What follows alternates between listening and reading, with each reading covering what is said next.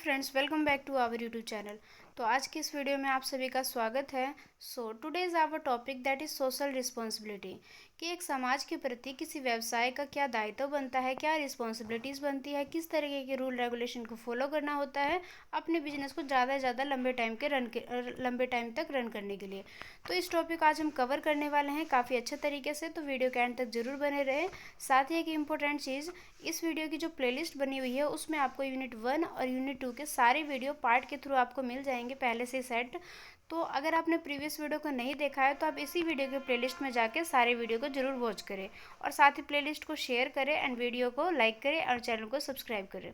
तो स्टार्ट करते हैं आज की अपनी क्लास। तो सबसे पहले देखो, जो सोशल रिस्पॉन्सिबिलिटी है इसको आप पहले एक नॉर्मल लैंग्वेजेस में या नॉर्मल वर्ड में समझ लो कि ये क्या होता है या इससे हम क्या समझते हैं।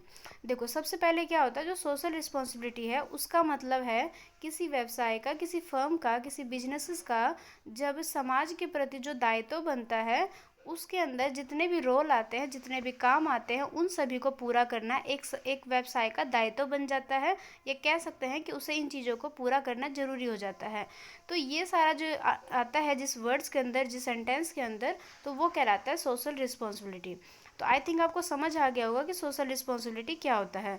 सोशल रिस्पॉन्सिबिलिटी वो होता है जिसके अंडर किसी बिजनेस को एक समाज के प्रति उसका जो भी कर्तव्य बनता है, जो भी दायित्व बनता है, उन सभी को पूरा करना होता है। तो ये तो हो गया हमारा सोशल रिस्पॉन्सिबिलिटी। अब देखो, इनके बारे में बड़े बड़े अर्थशास्त्री ने, या बोल सकते हैं कि कई ने इसकी डेफिनेशन दिया है।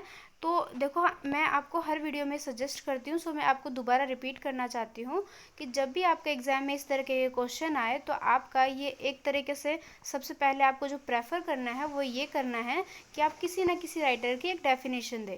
उससे क्या होता है, जो आपका आंसर है उसका जो वेटेज है वो बढ़ जाता है। आपका जो एक आंसर है उसका इंप्रेशन काफ़ी इफेक्टिव हो जाता है, काफ़ी अच्छा दिखता है।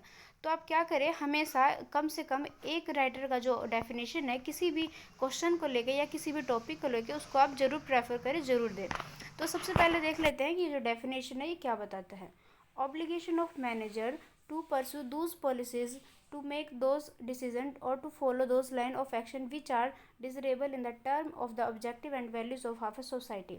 मीन्स देखो, एक जो मैनेजर है या एक जो ओनर है, उसका जो भी डिसीजन है, जो भी वो काम करता है, जो भी फॉलो करा अपने एक्शन को, उसमें उसका एक ऑब्जेक्टिव बनता है कि वो इन सभी काम को पूरा करने के साथ साथ ऐसे जो सोसाइटी के जो भी एक एम होता है या सोसाइटी का जो भी नीड होता है हमारे बिजनेसेस को लेके, उसको हम साथ ही साथ पूरा करें। तो ये हमारा एक ऑब्लिगेशन होता है, एक हमारा ये मोटिव होता है, चाहे इसको आप ऑब्जेक्टिव कह लो। तो ये आ जाता है हमारा सोशल रिस्पॉन्सिबिलिटी के अंदर। इसके साथ में देखोगे आप, the action taken by a business which help society to achieve more its objective are social responsible action which may be classified as internal और एक्सटर्नल टू ए बिजनेस।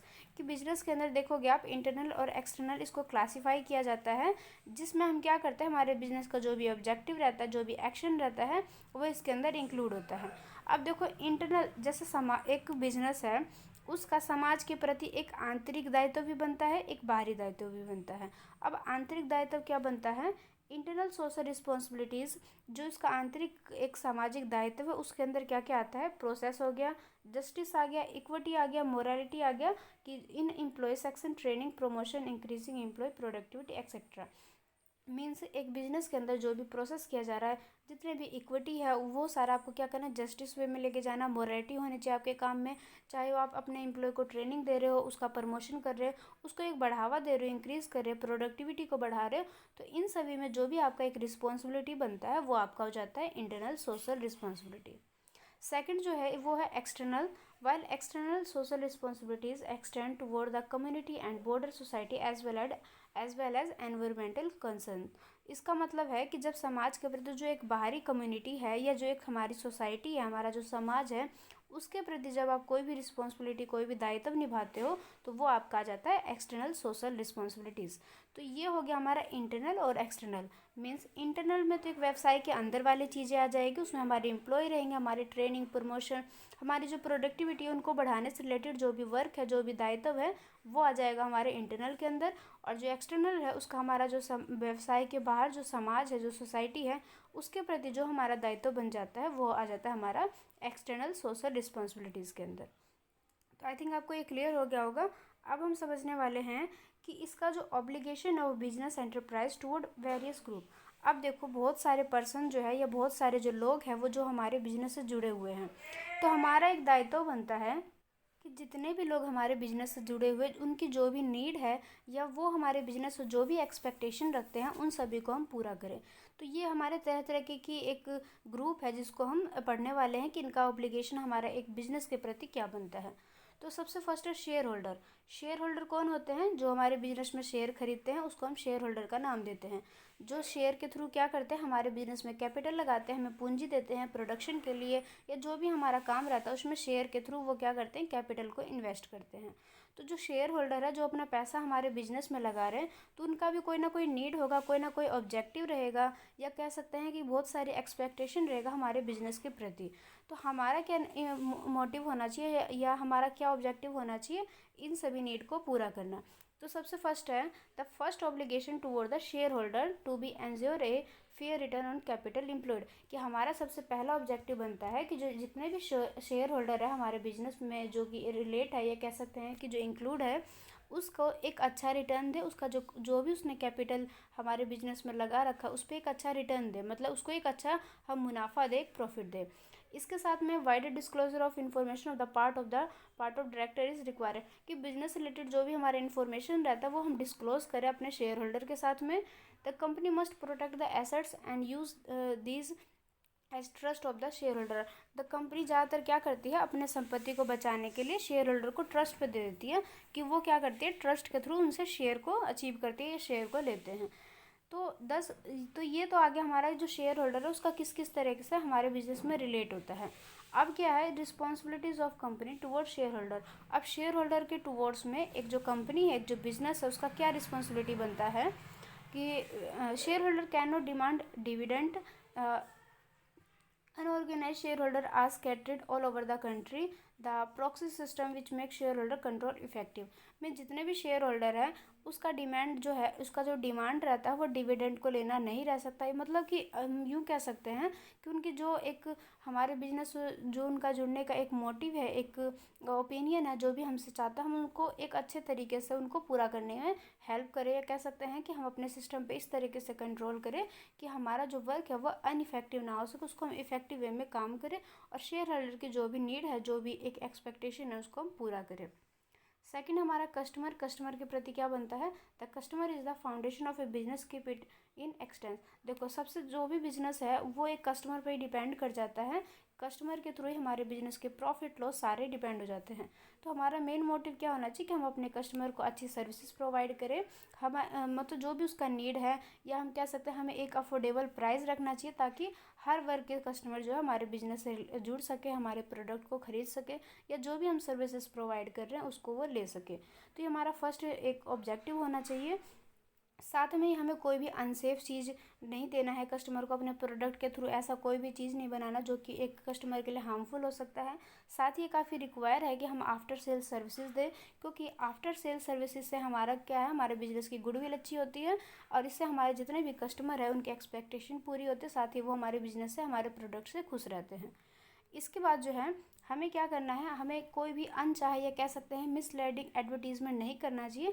हमें अपने बिजनेस का जो हमारा प्रोडक्ट है या हमारी जो सर्विसेज है उसके लिए कोई भी ऐसा विज्ञापन नहीं करना चाहिए जिससे कस्टमर वर्ग के किसी भी लोगों को, किसी भी समुदाय को किसी भी प्रकार की ठेस पहुँचे। तो हमें क्या करना है, इन सभी बातों का ध्यान रखना है। साथ ही किसी भी तरीके का ब्लैक मार्केटिंग को क्रिएट नहीं करना है। प्रॉफिट अचीव करना हमारा मेन मोटिव होना चाहिए बट गलत तरीके से नहीं होना चाहिए। तो ये सारी चीज़ है जो कि हमारे बिजनेस में एक ऑब्जेक्टिव होना चाहिए, हमारा जो काम है वो लीगली वर्क होना चाहिए। तो ये तो हो गया हमारा कस्टमर के प्रति हमारा क्या एक रिस्पॉन्सिबिलिटी होना चाहिए। अब नेक्स्ट जो थर्ड पॉइंट है वो है एनवायरनमेंट। तो एनवायरनमेंट के प्रति क्या बनता है, हमारा जो पर्यावरण है, हमारा जो समाज है उसके प्रति हमारा क्या दायित्व बनता है। Business enterprises is to ensure that they should not damage the environment. कि हमें जो भी हम काम कर रहे हैं उसमें ये चीज़ होना चाहिए कि हमें किसी भी तरीके से अपने पर्यावरण को डैमेज नहीं करना। For this purpose they should reduce as much as possible air and water pollution by their product activities, कि जितने भी हम एक्टिविटीज़ करें, जितना भी हमारा प्रोडक्शन का काम है या जितने भी हम काम कर रहे हैं अपने प्रोडक्ट को लेकर, अपने सर्विसेज को लेके, उसमें जितना हो सके पॉसिबल कम से कम एयर और वाटर का यूज़ करना है। और जितना भी यूज़ करें तो हमें ये ध्यान रखना है कि उस तरीके से कोई भी पोल्यूशन क्रिएट ना होता हो।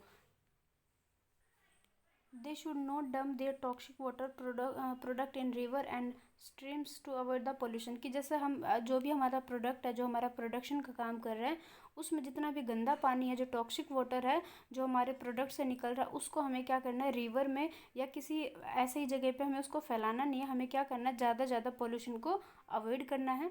Pollution of environment possess a great health hazard for the people, क्योंकि देखो पोल्यूशन से लोगों के हेल्थ पे तरह तरह के इफ़ेक्ट पड़ते हैं। बहुत तरह की स्किन डिसीज़ हो सकती है, या उनको एलर्जी हो जाता है, या कई बार बहुत सारी बीमारी क्रिएट हो जाता है। तो इस वजह से हमें क्या करना है, अपने बिजनेस का या अपने फर्म का कोई भी ऐसा काम नहीं करना है उसके अंदर कि जिससे ज़्यादा पोल्यूशन क्रिएट होता हो। अगर उससे पोल्यूशन हो भी रहा है तो हमें उसके लिए तरह तरह की वर्क करना है या तरह तरह के उपाय सोचना है, जिससे हम क्या करेंगे, पोल्यूशन को कम से कम करेंगे। तो ये हमारा हो गया एक एनवायरनमेंट की तरफ हमारा क्या रिस्पॉन्सिबिलिटी होना चाहिए या हमारा क्या दायित्व होना चाहिए, जिससे क्या होगा, जो हमारा एनवायरनमेंट है वो काफ़ी स्टैंडर्ड वे में मेंटेन रहेगा, हमारा जो एनवायरनमेंट है वो प्रोटेक्ट रहेगा। क्योंकि इस तरीके की थिंकिंग अगर सारे बिजनेसमैन सोच लेंगे तो हमारा जो एनवायरनमेंट है उसमें कम से कम पोल्यूशन होगा, तो वो काफ़ी अच्छा रहेगा हमारे लिए। इस वजह से एक जो बिजनेसमैन है उसकी रिस्पॉन्सिबिलिटी होना चाहिए कि जितने भी हमारा जो पर्यावरण है उसमें कोई भी ऐसा फैलाव ना करे, किसी भी तरीके का कोई भी पोल्यूशन क्रिएट ना करे। इसके बाद जो नेक्स्ट पॉइंट है वो है एम्प्लॉयज़। अब हमारे बिजनेस के अंदर जितने भी एम्प्लॉयज़ काम कर रहे हैं, जितने भी पीपल है, पर्सन है जो कि हमारे बिजनेस में वर्क कर रहे हैं, अब उनके तरफ हमारा क्या रिस्पॉन्सिबिलिटी बनता है, क्या दायित्व बनता है। Employ make valuable contribution to the activities of a business organization. जो एम्प्लॉय होते हैं वो सबसे ज़्यादा वैल्यूबल माने जाते हैं हमारे बिजनेस के अंदर। क्यों माने जाते हैं, क्योंकि हमारे बिजनेस का जितना भी काम है उसमें सारा कंट्रीब्यूशन हमारे एम्प्लॉय को दिया जाता है। क्योंकि एम्प्लॉय जो होते हैं वो सब तरह के काम करते, चाहे छोटा काम हो चाहे बड़ा काम हो, हर तरीके का जो वर्क है वो हमारे एम्प्लॉयज़ के थ्रू ही कंप्लीट किए जाते हैं। The corporate enterprise should have good and fair employment practice and industrial. कहने का मतलब है कि जो हमारे बिजनेस के अंदर जो हमारा एम्प्लॉय है उसको हमें पूरी तरीके से प्रैक्टिस देना है, उनके जो एक स्किल है उसको डेवलप करना है, हमें तरह तरह की चीज़ों का उनको इन्हेंस करना अपने प्रोडक्टिविटी को लेके, या कह सकते हैं कि जो एक एम्प्लॉय है उसके स्किल में, या उसको हम तरह तरह की ट्रेनिंग देंगे, उसको एक अच्छी सैलरी देंगे, या कह सकते हैं उसको सैलरी के अलावा जो अदर चीज़ें होते हैं वो भी उसको हमें एक बेनिफिट में देना है, उसको हेल्थ से रिलेटेड हमें बहुत सारी सुविधाएं देना है। कहने का मतलब है हमें अपने एक एम्प्लॉय का जो भी नीड है, जो भी सेटिस्फेक्शन है, या जो भी उसकी एक ऑब्जेक्टिव है बिजनेस से जुड़ने का, उन सभी को हमें पूरा करना है। तो ये हमारा एक एम्प्लॉयज़ के थ्रू, या कह सकते हैं कि उसके प्रति हमारा एक दायित्व बनता है, जिसके अंदर हम अपने एम्प्लॉय के जो भी नीड है उसको पूरा करने की कोशिश करते हैं। तो हमें क्या करना है, एक फेयर वेजेस देना है, उनको गुड वर्किंग देना है, उनको हेल्थ से रिलेटेड या कह सकते हैं उनको काम से संबंधित एक अच्छा पर्यावरण प्रदान करना है। साथ ही हमें एक उनको time to time proper training देना है। अगर the education of the worker to enhance their skills, साथ ही हमें उनको क्या करना है, एजुकेशन से रिलेटेड भी उनको नॉलेज देना है, जिससे क्या होगा, उनका स्किल इन्हेंस होगा। और ऑब्वियसली सिंपल सी बात है, अगर उनका स्किल इन्हेंस होगा, उनका स्किल अच्छा रहेगा, तो वो हमारे लिए, हमारे बिजनेस के लिए काफ़ी प्रॉफिटेबल पॉइंट बन जाता है। तो इस तरीके से हमें क्या करना है, अपने एम्प्लॉय के थ्रू इस तरीके की रिस्पॉन्सिबिलिटीज़ को निभाना है। नेक्स्ट पॉइंट है सोसाइटी। अब सोसाइटी का मतलब क्या है कि एक बिजनेस से बाहर जो एक समाज है, वो उनका जो एक ग्रुप है जिसे हम सोसाइटी का नाम देते हैं, तो उनके प्रति हमारा क्या एक फ़र्ज़ बनता है, या कह सकते हैं कि हमारा क्या रिस्पॉन्सिबिलिटीज़ बनता है। तो हमें सबसे पहले ये हमारा ऑब्जेक्टिव होना चाहिए, हमारा मोटिव होना चाहिए कि हम जो भी गुड प्रोवाइड कर रहे हैं या जो भी हम सर्विसेज प्रोवाइड कर रहे हैं वो सोसाइटी के नीड्स के अकॉर्डिंग होना चाहिए। उनकी ज़रूरतों को देखते हुए, या कह सकते हैं कि उनके नीड्स को देखते हुए हमें उस तरीके के प्रोडक्ट को, उस तरीके की सर्विसेज हमें प्रोवाइड करना है। साथ ही साथ हमें क्या करना है, एम्प्लॉयमेंट को बढ़ावा देना, हमें ज़्यादा से ज़्यादा लोगों को रोज़गार देने की कोशिश करनी चाहिए, जिससे क्या होगा, हमारे समाज में एक अच्छा, कह सकते हैं कि एक अच्छी सिचुएशन क्रिएट होगी। सारे लोग जो है वो एम्प्लॉय मतलब कि वर्क करते रहेंगे, तो हमारी जो फाइनेंशियली कंडीशन है वो भी काफ़ी बेटर हो जाएगी। There is a urgent need to make business enterprises behave in social responsible manner and to work for promoting social interest. इससे क्या होता है, जैसे कि अगर आप सोसाइटी के प्रति अपनी रिस्पॉन्सिबिलिटीज़ को पूरा निभाते हो तो सोसाइटी भी आपके प्रोडक्ट के प्रति, आपकी सर्विसेज के प्रति काफ़ी अच्छी भावना रखते हैं, या कह सकते हैं कि जो आपका जो प्रोडक्ट है या आपकी जो सर्विसेज है उसके प्रति वो एक अच्छी थिंकिंग रखते हैं, जिससे आपके बिजनेस का एक अच्छी गुडविल क्रिएट होती है। उसमें हमें क्या करना है, इसमें कुछ पॉइंट्स है जो कि हमें एक रिस्पॉन्सिबिलिटी होना चाहिए एक बिजनेसमैन का। To take appropriate measure to reduce level of production and adopt eco friendly technologies, कि हमें क्या करना है, कम से कम पोल्यूशन करना है, जो हमारा पोल्यूशन का लेवल है जो कि हमारे बिजनेस से क्रिएट हो रहा है तो उसको रिड्यूस करना है, कम करना है। साथ में ही इको फ्रेंडली टेक्नोलॉजी का यूज़ करना है। इको फ्रेंडली टेक्नोलॉजीज़ का मतलब है कि ऐसे टेक्नोलॉजी का, ऐसे तकनीकी चीज़ों का या यूज़ करना है जो कि हमारे पर्यावरण के साथ में इको फ्रेंडली होना चाहिए, जो कि हमारे पर्यावरण को किसी भी तरीके से नुकसान ना पहुँचाए। तो ये हमारा फर्स्ट पॉइंट बनता है जो कि एक सोसाइटी के प्रति हमारी रिस्पॉन्सिबिलिटीज़ होनी चाहिए। उसके बाद है to generate sufficient employment opportunities, कि हमें क्या करना है, ज़्यादा से ज़्यादा एक अपॉर्चुनिटी लाना है एम्प्लॉयमेंट के लिए, ताकि एक बोल सकते हैं कि समाज में एक अच्छा कंट्रीब्यूशन दे हमारे बिजनेस को लेके, या कह सकते हैं हमारी जो बिजनेस है वो एक अच्छा कंट्रीब्यूशन दे एम्प्लॉयमेंट की तरफ। तो इससे क्या होगा, हमारे कंट्री का विकास होगा, ज़्यादा से ज़्यादा लोग को रोज़गार मिलेगा, हर तरीके से फाइनेंशियली कंडीशन हमारे देश की, हमारी जो प्रति व्यक्ति आय है उसमें काफ़ी बढ़ोतरी होगी, या उनका जो एक जीवन का एक लाइफस्टाइल है वो काफ़ी बेटर हो जाएगा। टू इन्वेस्ट, अब उसके बाद हमें क्या करना है, रिसर्च और डेवलपमेंट पे एक बोल सकते हैं इन्वेस्ट करना है, जिससे क्या होगा, जो हमारे अंदर जो भी एक प्रोडक्टिविटी है वो काफ़ी इम्प्रूव होगा। इनोवेशन लाना है नई नई चीज़ों का, या कह सकते हैं हमें रिसर्च और डेवलपमेंट पे ज़्यादा से ज़्यादा इन्वेस्ट करना है। हमें रिसर्च और डेवलपमेंट के थ्रू ही अपनी प्रोडक्टिविटी को, अपनी सर्विसेज को बढ़ाना है, ये कह सकते हैं लोगों के बीच में उसे फैलाना है, उन्हें प्रोवाइड करना है। To give preference to minorities in providing employment, हमें क्या करना है कि ज़्यादा से ज़्यादा एम्प्लॉयमेंट प्रोवाइड करना, ये हमें प्रेफर करना है इस चीज़ को। To resist to pay bribes to official and therefore do not promote corruption, और हमें क्या करना है, कोई भी ऐसा काम नहीं करना है जिससे करप्शन को प्रमोट मिलता हो या करप्शन बढ़ता हो। हमें क्या करना है, ऐसे ऐसे वर्क करना है, या हमारा जो काम है वो ऑफिशियल होना चाहिए, लीगली वर्क होना चाहिए, जिससे किसी भी तरीके का कोई भी करप्शन जो है वो प्रमोट ना हो, तो करप्शन जो है वो बढ़ता ना हो। तो ये तो हो गया हमारा जो एक सोसाइटी के प्रति हमारी क्या रिस्पॉन्सिबिलिटीज़ होनी चाहिए एज ए बिजनेसमैन, या कह सकते हैं कि एक समाज के प्रति हमारी क्या दायित्व होनी चाहिए। तो हमारा जो नेक्स्ट पॉइंट है वो है बिजनेस एंटरप्रेन्योरशिप। इसको हम अपने नेक्स्ट वीडियो में कवर करेंगे। तो आज की वीडियो में हम बस इतना ही करेंगे। तो आपको एक मैं रिवीजन देना चाहती हूँ कि आज की हमारी क्लासेस में हमने क्या क्या किया। तो सबसे पहले तो हमने ये देखा कि सोशल रिस्पॉन्सिबिलिटीज़ होता क्या है, सोशल रिस्पॉन्सिबिलिटीज़ के अंदर क्या वर्ड्स आते हैं, क्या डेफिनेशन आते हैं, किन चीज़ों को इंक्लूड किया जाता है। उसके बाद हमने देखा कि हमारा किस किस के प्रति किस किस तरीके की रिस्पॉन्सिबिलिटीज़ बनती है, या किस तरीके के दायित्व बनते हैं, चाहे वो हमारे शेयर होल्डर हो, चाहे वो हमारे कस्टमर हो, चाहे वो हमारे एम्प्लॉय हो, और चाहे वो सोसाइटी हो। इनके अलावा ये जो 4-5 पॉइंट पढ़ा है, इनके अलावा भी बहुत सारे पर्सन आते हैं, बहुत सारे फैक्टर आते हैं जिनके प्रति हमारी रिस्पॉन्सिबिलिटी बनती है। तो ऐसा नहीं है कि अगर हमने 5 पॉइंट बनाया तो हमारे बिजनेसमैन, या कह सकते हैं एज ए बिजनेसमैन हमारी बस इन पाँचों के रिगार्डिंग हमारी रिस्पॉन्सिबिलिटीज़ बनती है। आपका बस क्या है कि इनको पढ़ के आप एक आइडिया लगा सकते हो कि रिस्पॉन्सिबिलिटीज़ किस टाइप की होती है, या हमें किस किस के प्रति किस तरीके के रखने चाहिए।